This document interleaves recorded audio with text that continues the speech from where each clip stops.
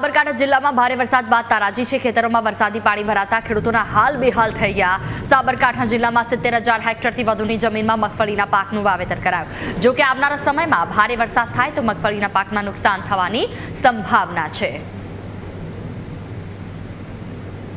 વહીવટીતંત્ર સતર્ક છે। માન્ય કલેક્ટરશ્રી તથા માન્ય જિલ્લા વિકાસ અધિકારીશ્રીના માર્ગદર્શન હેઠળ ખેતીવાડી વિભાગ તરફથી ગ્રામસેવક તલાટીશ્રી તથા વિસ્તરણ અધિકારી મિત્રો અને સિંચાઈ વિભાગના કર્મચારી મિત્રો દ્વારા અમે જે તે પણ વિસ્તારની અંદર પૂરજન્ય પરિસ્થિતિ અથવા પાક ખેડૂતોના ખેતરમાં જો જમીન ધોવાણ થયું હોય તેવું અથવા પાકને નુકસાન થયું હોય તે માટે સર્વેની રચના માટે તૈયારી કરી રહ્યા છે।